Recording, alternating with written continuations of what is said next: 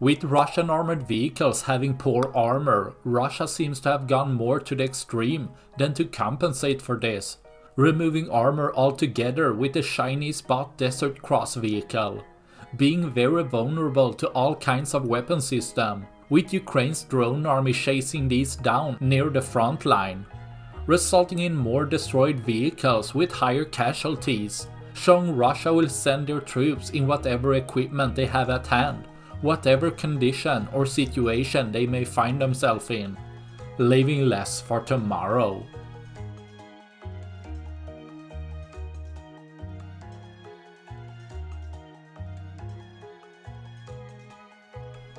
That's all I had for this video.